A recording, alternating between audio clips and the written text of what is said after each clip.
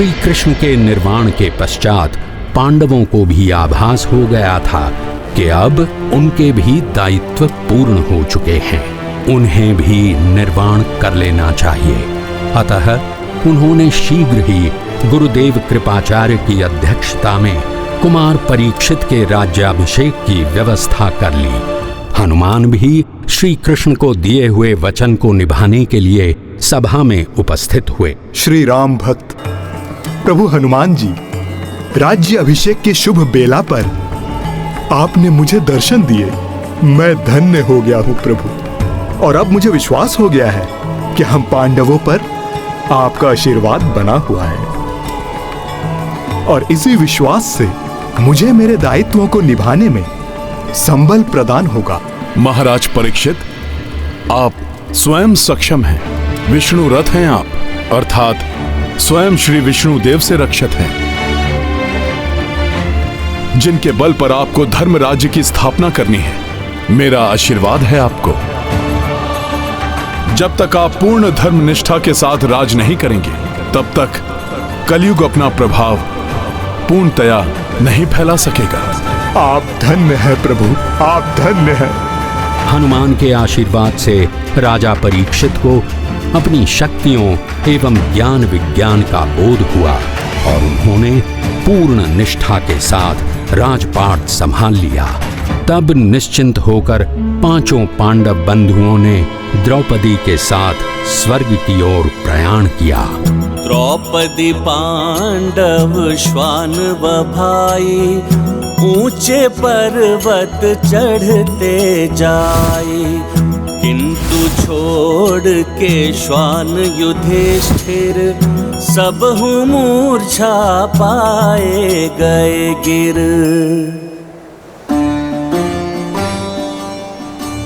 धर्मराज युधिष्ठिर, आपका स्वागत है। आप स्वर्ग गमन के अधिकारी हो गए हैं, किंतु आपको अपने साथ आए हुए इस श्वान को यहीं छोड़ना होगा, तभी आप हमारे रथ पर आरूढ़ हो सकेंगे। ये श्वान भी मेरे साथ यहाँ तक आया है, इसने भी मार्ग की सभी बाधाओं और कठिनाइयों पर विजय प्राप्त की है, अतः ये भी स्वर्ग गमन का अधिकारी हो गया है। नहीं धर्मराज, इसे हम स्वर्ग नहीं ले जा सकते। मुझे भी क्षमा कीजिए, मैं स्वर्ग नहीं जाऊँ। पांडव श्रेष्ठ युधिष्ठिर, श्वान जैसे तुच्छ प्राणी के लिए आप स्वर्ग का त्याग करने के लिए भी तत्पर हो गए। आप इस परीक्षा में भी सफल हो, अतः आप निसंदेह स्वर्ग गमन के अधिकारी हो गए। जहां धर्मराज युधिष्ठिर ने न्याय के लिए सर्वोत्तम त्याग का उदाहरण प्रस्तुत किया, वहीं भूलोक में महाराज परीक्षित भी राजधर्म का पालन करते हुए भली भांति राजपाट संभाल रहे थे। कलयुग का आरंभ हो चुका था, किंतु महाराज परीक्षित की धर्मनिष्ठा के कारण कलि पुरुष को अपना साम्राज्य फैलाने का अवसर ही नहीं मिल रहा था। मैं कलयुग का सम्राट कलि पुरुष हूँ।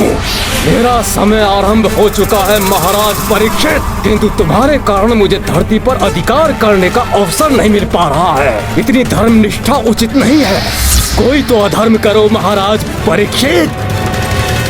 कलि पुरुष धरती पर छा जाने का पूर्ण प्रयास कर रहा था, किंतु हनुमान की भक्ति की शक्ति एवं महाराज परीक्षित की धर्मनिष्ठा उसका मार्ग रोक रही थी। तब कलि पुरुष ने महाराज परीक्षित को लालच देकर छलने का निश्चय किया। एक दिन जब महाराज परीक्षित आखेट के लिए वन में गए थे, तब उन्होंने एक विचित्र दृश्य देखा। यह मृग कहाँ लुप्त हो गया? यह वृषभ कहाँ से आ गया है?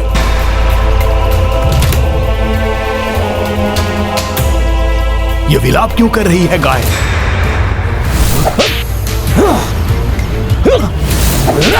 ये एक पांव के वृक्ष को ये दुष्ट इतने क्रूरता के साथ क्यों सता रहा है?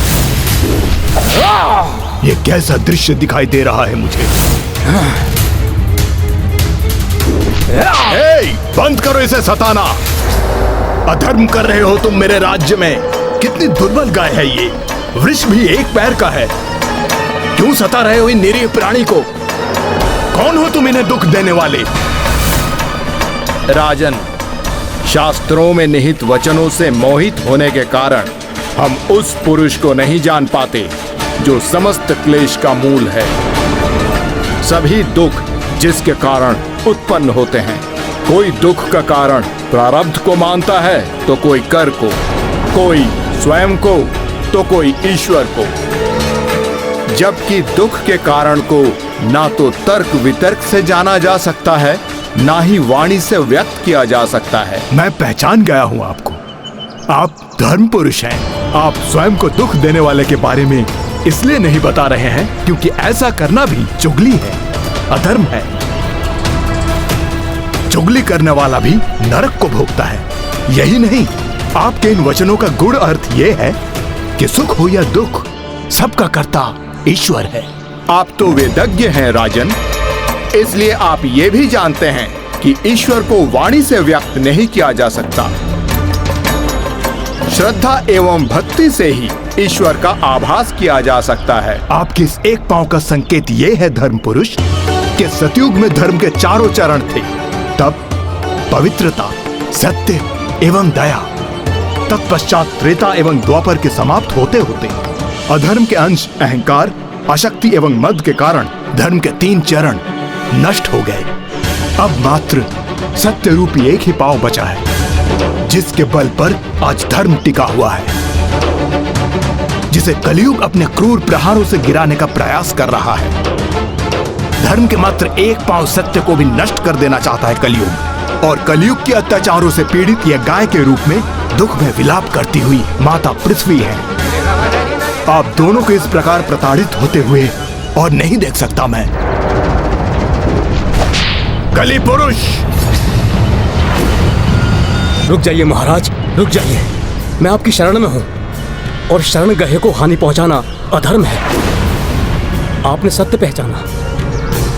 मैं एक काल पुरुष हूं, ये मेरा युग है। मैं मात्र अपना धर्म निभा रहा हूं और आप भी मुझे ऐसा करने से नहीं रोक सकते। नहीं कली पुरुष, मेरे राज्य में धर्म को कोई हानि नहीं पहुंचा सकता। मैं चेतावनी देता हूं तुम्हें। तुम्हारी भलाई इसी में है कि मेरा राज्य त्याग करके चले जाओ यहाँ से। आप धर्म पथ के अनुयायी होकर भी काल धर्म का विरोध कर रहे हैं। महान पांडवों के वंशज हैं आप। काल चक्र के अनुसार मेरे काल अर्थात कलयुग का आरंभ हो चुका है, और यदि आप मुझे अपने राज्य में प्रवेश करने से रोकेंगे तो मैं कहाँ जाऊंगा?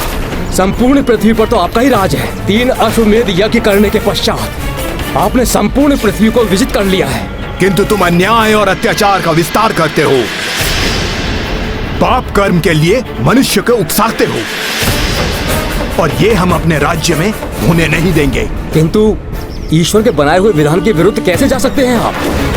भले ही आप मुझे कोई सीमित स्थान प्रदान करें, किंतु आप मुझे अपने राज्य में रहने से वंचित नहीं कर सकते, अन्यथा आप काल धर्म का पालन ना करने के दोषी होंगे। उचित है, तो मैं तुम्हें 4 ऐसे स्थान प्रदान करता हूँ जहाँ तुम अपना प्रभाव फैला सकते हो, जहाँ द्यूत क्रीड़ा होती हो, जहाँ मद्यपान किया जाता हो, जहाँ वेश्यावृत्ति होती हो एवं जहाँ हिंसा की जाती हो। इन 4 कारणों से 4 पाप असत्य, मद, आसक्ति एवं निर्दयता जुड़े हुए हैं। जो भी मनुष्य ये 4 प्रकार के पाप करेगा, तुम उसे अपने प्रभाव में ले सकते हो। विडंबना तो यह है कि आपके राज्य में सभी धर्मात्मा हैं। 4 पाप कर्म कोई भी मनुष्य नहीं करता।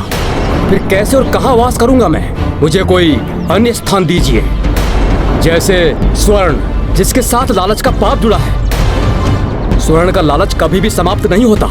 दुहाई है आपको काल धर्म की, मुझे स्वर्ण में वास करने की अनुमति दे दीजिए। उचित है, मैं तुम्हें स्वर्ण का स्थान भी देता हूं। जहां स्वर्ण होगा वहां तुम वास कर सकते हो, किंतु मेरे जीवित रहते तुम अपने अत्याचार के साम्राज्य का विस्तार नहीं करोगे। मुझे स्वीकार है धर्मात्मा, मेरे लिए इतना ही पर्याप्त है।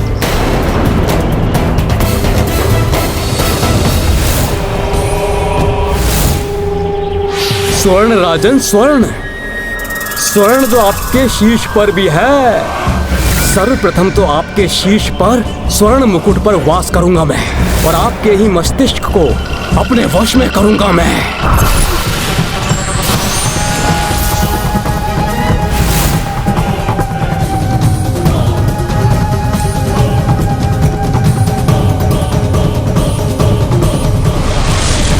राजन आओ।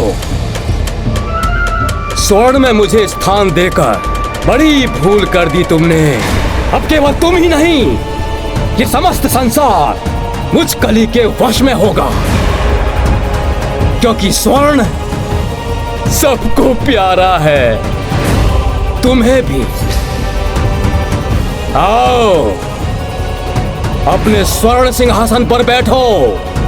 धर्म मूर्ति राजा परीक्षित काल धर्म के वश में आकर ये भूल गए कि स्वर्ण तो उनके शीश पर भी है। देह के आभूषण स्वर्ण के हैं। उनकी इसी भूल ने कलि पुरुष को उन्हें सर्वत्र घेरने एवं उनके भीतर प्रवेश करने का अवसर प्रदान कर दिया।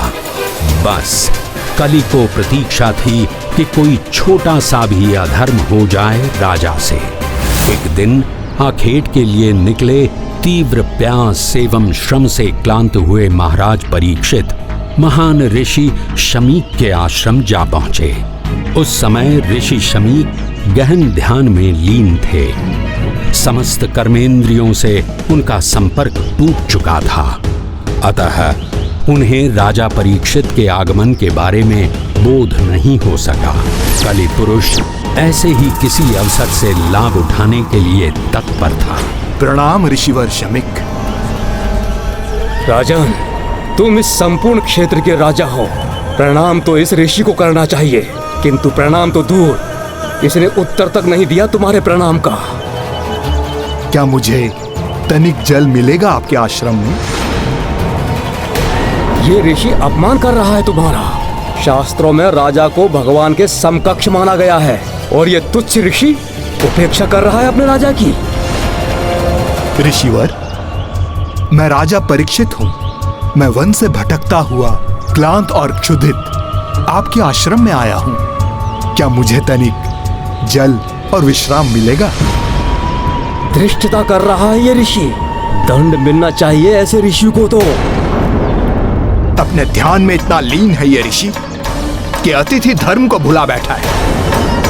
हाँ, ये अपने राजा, अपने भगवान का अपमान कर रहा है। दंड का अधिकारी है ये। हाँ, मैं दंड दूंगा इस ऋषिवर को। अपमान किया है इसने अपने राजा का। अतिथि धर्म भुलाने वाले ये ऋषि शमीक पुष्पमाला नहीं, मृत सर्प माला पहनने योग्य है। मृत सर्प माला। कलयुग ने अपनी प्रथम चाल चल दी, जिसके वश में आकर राजा परीक्षित अपने जीवन की प्रथम एवं अंतिम भूल कर बैठे। और भूल भले ही किसी के प्रभाव में की गई हो, भूल को दंडित किया ही जाता है। जैसे ही ऋषि शमीक का पुत्र श्रृंगी वहां पहुंचा, ऋषिवर की ग्रीवा में मृत सर्प देखकर वो कुपित हो उठा।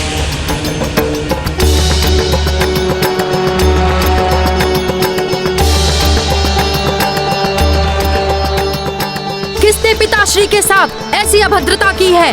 मैं महर्षि शमीक का पुत्र श्रृंगी अपने तपोबल से श्राप देता हूँ। जिसने भी पिताश्री के साथ ऐसी अभद्रता की है, आज से 7 दिवस के भीतर उसकी मृत्यु हो जाएगी। पिताश्री के ग्रीवा में सर्प डालने वाले दुष्ट नागों का राजा तक्षक स्वयं तुझे डसेगा। सफल रही मेरी चाल। 7 दिवस, अभी से केवल 7 दिवस, फिर कली दिखाएगा अपना वास्तविक प्रभाव। क्या हुआ पुत्र श्रृंगी? बहुत कुपित दिखाई दे रहे हो।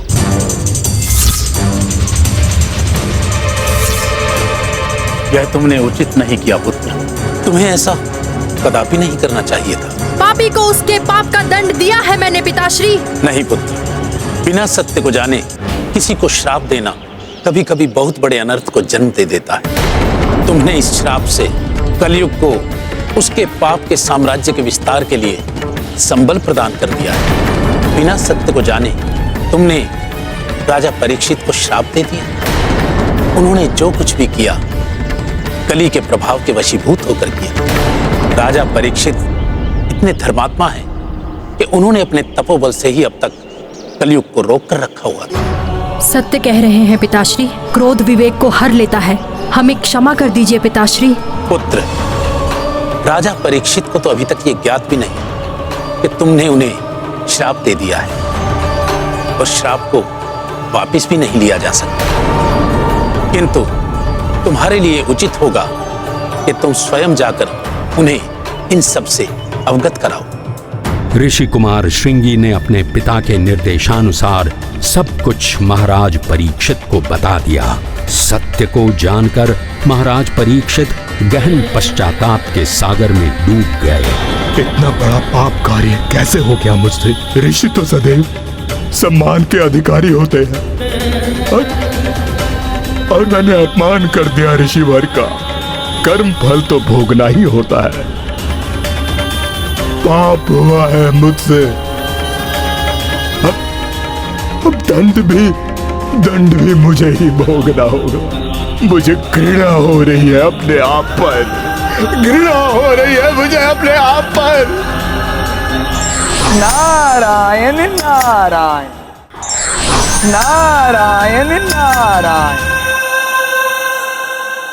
देवर्षि नारद, देखिए ना कैसा पाप कर्म हो गया है मुझसे।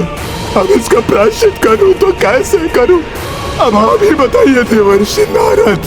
हर पाप कर्म का कोई ना कोई प्रायश्चित तो होता है महाराज परीक्षित।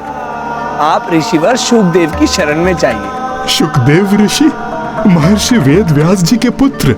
हाँ महाराज, उनकी सहायता से आपके पाप का प्रायश्चित हो सकता है।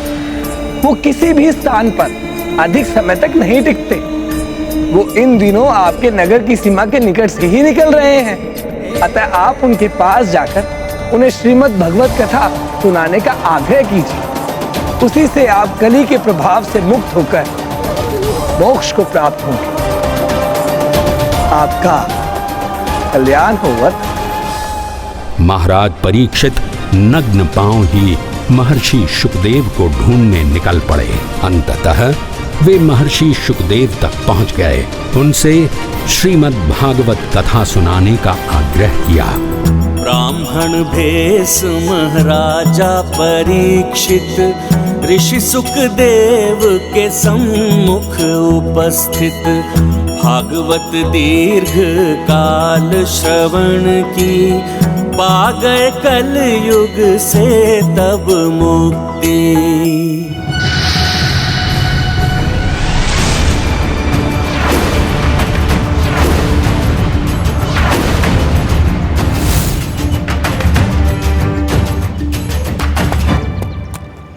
अच्छा है, बड़े ही धार्मिक पुत्र एवं पुत्र वधू हैं।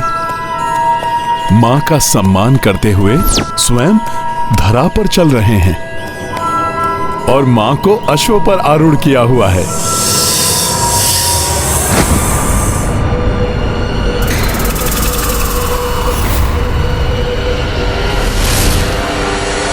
महाराज परीक्षित, तुम्हारा अंत और कलयुग का प्रारंभ।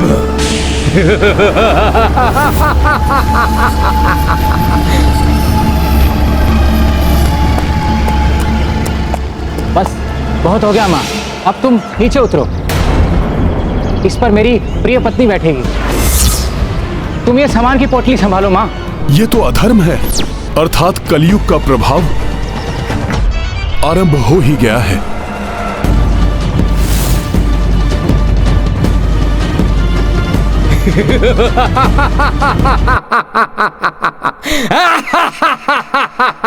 मैं कलयुग को प्रवेश नहीं करने दूंगा।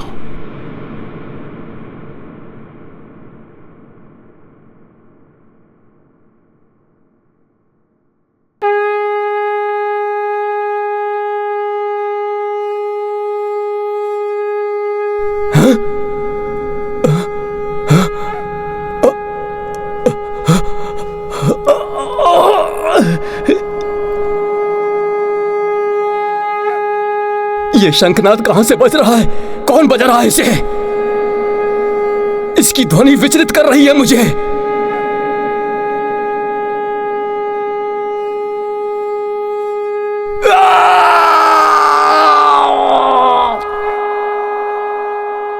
मुझे क्षमा कर दो माँ, ना जाने कैसे मैं कुछ समय के लिए भ्रमित हो गया था।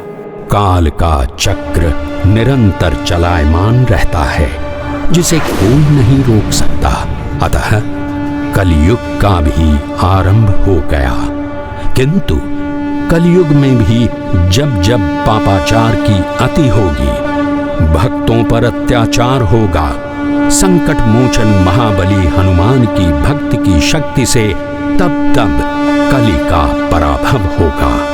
अधर्म और अत्याचार से सदैव भक्तों की रक्षा करेंगे संकट मोचन महाबली हनुमान। ये गाथा है धर्म के सम्मान की, सब सुधि जन देखे लीला श्री हनुमान की।